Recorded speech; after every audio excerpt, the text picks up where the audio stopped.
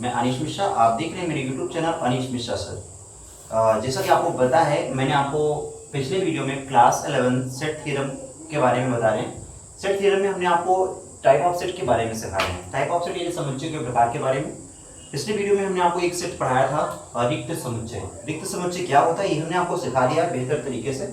तो आज के वीडियो में हम आपको बताने वाले हैं कि इसके और प्रकार क्या हैं, अगले प्रकार के बारे में बताने वाले हैं। तो आइए हम सीखते हैं।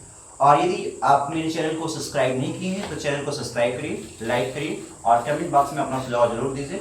आपका सुझाव हमारे उत्साह को बढ़ाता है और आप किसी भी प्रकार के क्वेश्चंस को कमेंट बॉक्स में जाकर के पूछ सकते हैं। हम आपकी हमेशा सहयोग करने में तत्पर हैं। तो आइए हम आपको पढ़ाते हैं अगले पॉइंट के बारे में, समुच्चय के प्रकार। हमारा जो रीडिंग था वह था समुच्चय के प्रकार। समुच्चय के प्रकार की चर्चा हो रही है।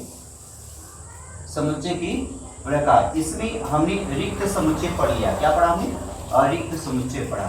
तो आज का जो हमारा पॉइंट है वह दूसरा पॉइंट है, उसका नाम एकल समुच्चय। दूसरा हेडिंग में पढ़ना है एकल समुच्चय। देखिए रिक्त समुच्चय तो हमने पढ़ा, अगला जो पॉइंट हम लोग पढ़ने चल रहे हैं ये एकल समुच्चय क्या होता है। जैसे कि हेडिंग से आप जान गए होंगे ये वाकई में एकल का मतलब क्या होता है। देखिए हम आपको बताऊं, एकल का मतलब होता है केवल और केवल एक क्या हो, एलिमेंट्स हो। जैसे अगर आपसे कोई पूछता है एकल समुच्चय क्या होता है तो आप उसको बताएंगे ऐसा समुच्चय जिसमें केवल और केवल एक ही अवयव उपस्थित हो, एकल समुच्चय कहलाता है। फिर से सुने, ऐसा समुच्चय जिसमें केवल और केवल एक ही अवयव उपस्थित हो उसे एकल समुच्चय कहते हैं। फॉर एग्जाम्पल आप समझेंगे, कोई आपसे पूछता है एकल समुच्चय क्या बनेगा तो आप वहां पर कुछ भी लिख सकें, एक ही अवयव लिखिएगा ए, या फिर हमने लिख दिया 0, या फिर हमने लिख दिया भैया 5, या फिर हमने लिख दिया 5, कुछ भी आप नंबर लिखिए एटसेट्रा, कुछ भी आप लिखिए, ये सारे के सारे एकल समुच्चय कहलाते हैं। एलिमेंट्स एक हो एकल हो जाता है। कंफर्म हो गई होगी बात। तो इसके बाद हम तीसरा पॉइंट पढ़ने चल रहे हैं। एकल के बाद हमको जो पढ़ना भैया परिमित समुच्चय पढ़ना है, जिसको हम लोग बोलते हैं फाइनाइट सेट बोलते हैं। थर्ड पॉइंट में परिमित समुच्चय की बात होगी। परिमित समुच्चय बड़ा सुंदर सा नाम है ये, परिमित समुच्चय। केवल हेडिंग को सुनो और इसके बारे में बताओ क्या करना होता है। परिमित का मतलब क्या होता है मैं आपको बताऊं। परिमित का मतलब होता है सीमित। कभी कभी एक शब्द यूज होता है, जैसे हम लोग फ्रेंड सर्कल में रहते हैं और एक दूसरे से नाराजगी हो जाती है तो हम लोग बड़ा एक सुंदर सा वर्ड यूज करते हैं कि अपने औकात में रहो। वाकई में ये औकात में रहने की बात होती है ना, औकात शब्द ही परिमित कहता है। यानी कहने का मतलब हो गया कि अपनी सीमा में रहो, जितना आपका दायरा है जो आप कर सकते हो उतना ही करो, उससे ज्यादा मत प्रयास करो। ये वाला मामला हो जाता है वहां पे। तो ये परिमित का मतलब होता है सीमित, यानी कि जिसका दायरा फिक्स हो। अब यहाँ पर एरिया की तो बात हो नहीं रही है, यहाँ पर एलिमेंट्स की बात हो रही थी, यानी एलिमेंट्स के नंबर डिफिनिट हो, निश्चित हो, फाइनाइट हो, परिमित हो, वही हमारा परिमित समुच्चय कहलाता है। अगर कोई डिफिनेशन पूछता है तो आप उसे बताएंगे ऐसा समुच्चय जिसमें अवयवों की संख्या निश्चित हो। फिर से सुनेंगे, क्या कहा मैंने? ऐसा समुच्चय जिसमें अवयवों की संख्या निश्चित हो परिमित समुच्चय कहलाता है। अगर परिमित समुच्चय है तो उसमें number of elements same definite रहेंगी। फॉर एग्जांपल हम आपको बताते हैं क्या बनता है।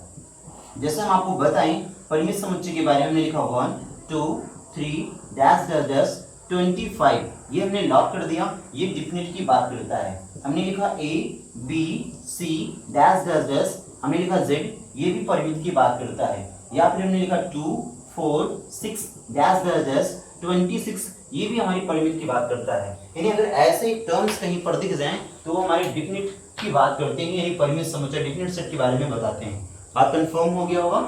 और एक चीज आपको खास बात यहाँ पर देखने को मिली होगी, क्या एग्जांपल में हमने बताया कि ये समथिंग जो है 1 2 3 4 समथिंग 25 तक की बात हो रही है, ये काउंटेबल है भैया। इसमें जो अवयव है इनको हम गिन सकते हैं।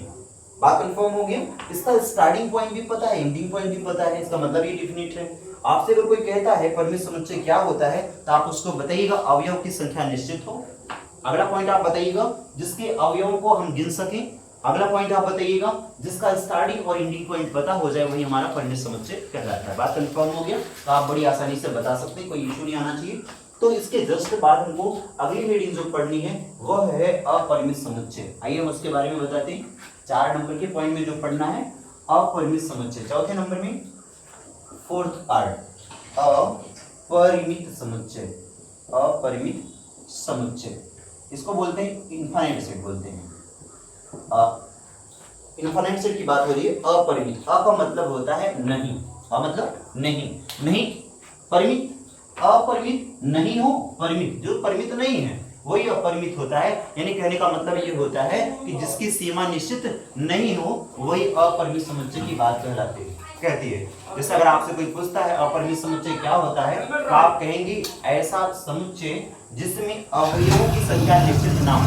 सुनिएगा, हमने क्या कहा, ऐसा समुच्चय जिसमें अवयवों की संख्या निश्चित नहीं हो वही अपरिमित समुच्चय कहलाता है। या फिर आप कहेंगे ऐसा समुच्चय जिसमें अवयवों की संख्या इनफाइनाइट हो, अनंत हो, अपरिमित हो, वही हमारा अपरिमित समुच्चय कहलाता है।